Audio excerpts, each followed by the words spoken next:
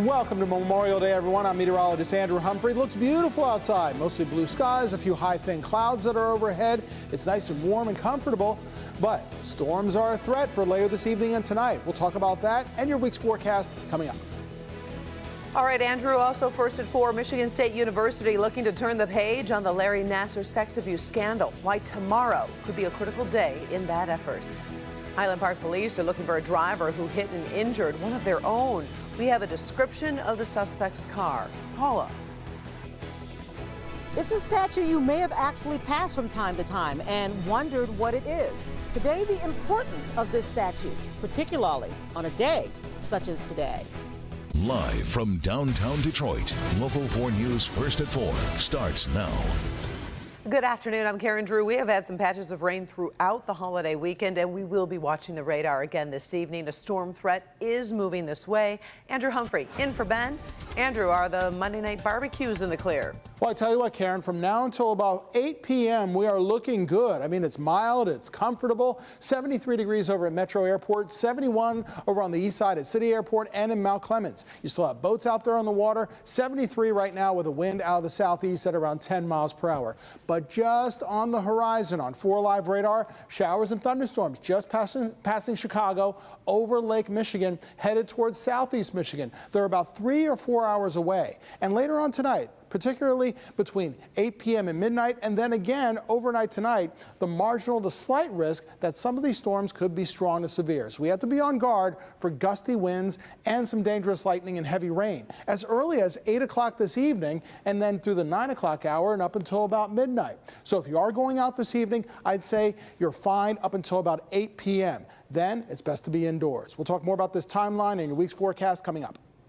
All right, thank you, Andrew. Let's go to Highland Park, where police need your help in the search for the car responsible for a hit and run involving 2 police cars. Investigators say the car was drag racing and crashed into the police cruisers in the area of Woodward and Tuxedo yesterday. 1 police officer was hurt. He was taken to the hospital and has since been discharged. Police are searching for a 2011 to 2014 model year white Chrysler 300.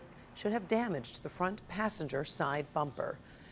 Quicken Loans founder Dan Gilbert remains hospitalized at this hour at Royal Oak Beaumont Hospital. Today, we have learned he has canceled an appearance this week at the Mackinac Policy Conference. We're told Gilbert was admitted to the hospital late Sunday after experiencing stroke-like symptoms. He also owns the NBA's Cleveland Cavaliers, and his rock ventures has been a vital part of the rebirth of downtown Detroit. Of course, we'll keep you posted as we learn more. Right now, the Gilbert family is requesting privacy. The eyes of the auto world are watching Fiat Chrysler and Renault as the 2 companies consider a merger. Today, the French automaker said it would study the proposal from FCA. If completed, the merger would create the 3rd largest car maker, just behind Volkswagen and Toyota. The companies had been discussing ways to cooperate, but FCA decided more could be gained from a merger. Business editor Rob Maloney working this story. Coming up at 6, he's going to take a look at a potential roadblock that could complicate the possible merger. The Michigan State Board of Trustees is having a meeting tomorrow in East Lansing. A source telling Local 4 the board will vote on a candidate to become the next president of the university. It's been a long road back as the board tries to get past the Larry Nassar sex abuse scandal. Former President Lou Anna Simon resigned and is facing criminal charges. If you recall, former interim President John Engler was forced out for how he handled the aftermath. We'll be at the meeting tomorrow, and we'll let you know how it goes. Well, severe weather this weekend just tore through the state of Oklahoma with a deadly tornado touching down in the city of El Reno, just 30 miles west of Oklahoma City. The EF3 twister killed 2 people and injured at least 25 others. Video from the ground shows a motel completely leveled after taking a direct hit from the storm early Sunday morning. Meantime, dozens of other homes and businesses torn to shreds. We heard the whistling of the tornado and felt the trailer shake, so we knew we were there. Everything's in the pile down there. It's not even a trailer, it's a pile. Sounded like a train. It roared, and then we heard glass breaking, which were the windows. The flooding and the tornadoes. I'm done. That was enough. Uncle. Today, the tornado has moved on, but neighbors face a very long road to recovery.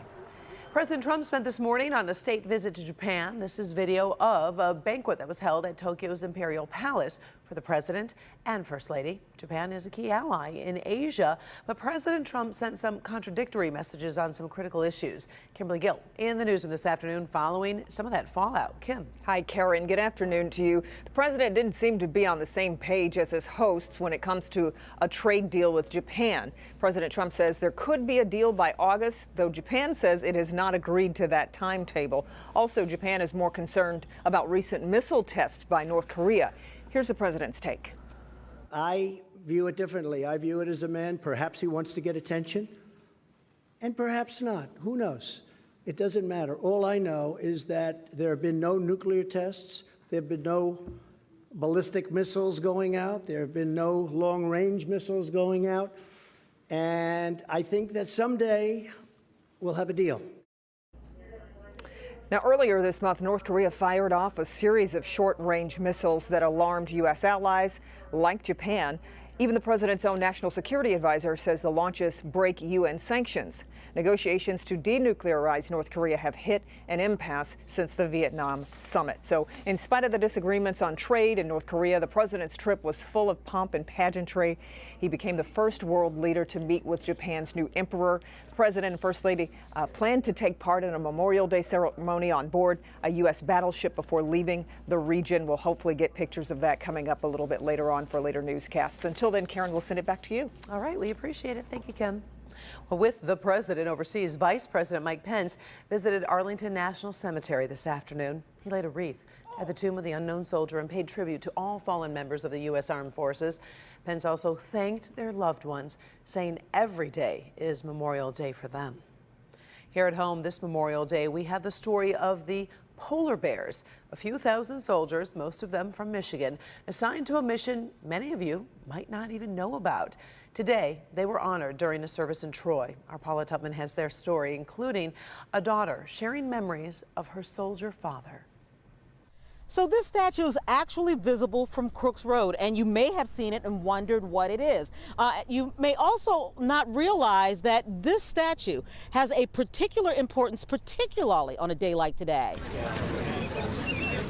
In the southwest corner of Whitechapel Cemetery in Troy, a large marble statue of a polar bear. Around it, the memorial plaques of 56 men of the 339th Infantry and 310th Engineers Unit, known as the Polar Bears. The decision was made by President Wilson to send 5,000 men to North Russia. Every year, the descendants of the Polar Bears return. This is my grandfather, Harry Emerson Little, and he fought in Russia during World War I with the Polar Bears. They were the longest serving U.S. force during World War I. They were there even past the armistice.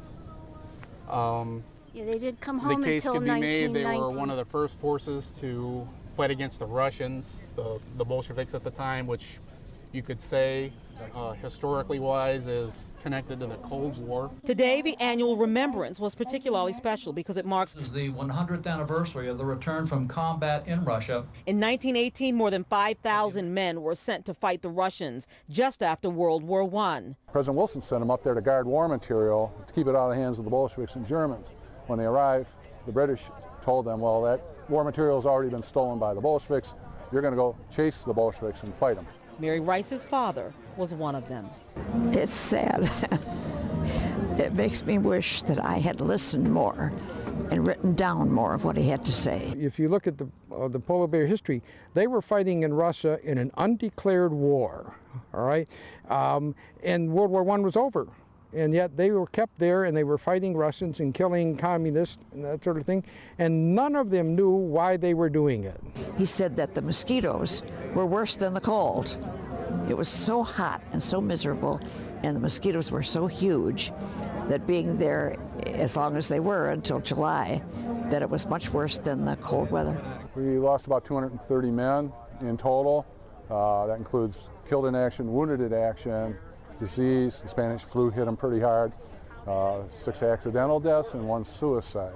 So here's an interesting tidbit. There are actually still remains of some of these soldiers, mostly Michigan-born, that have been found in Russia. Now, there is a move to raise the money to identify them through the DNA of their descendants. And of course, this statue is a beacon awaiting their return home. Paula Tutman, Local 4. Oh, thank you, Paula. The Polar Bear Memorial Service is an annual Memorial Day event, thanks to all of the service member families who have made the ultimate sacrifice. Still ahead, first at 4, shock and sadness after an apparent shark attack over in Hawaii, what we are learning today about the victim. Also, it's time to review what you know about biking safety for your kids, why just telling them to put a helmet on is not enough. And later, sending a message about acceptance with a new commercial from Gillette, one young man's journey to be himself. I always knew I was different. I didn't know that there was a term for the type of person that I was. Why this first shave is such a big deal in Trending Stories. Stay with us.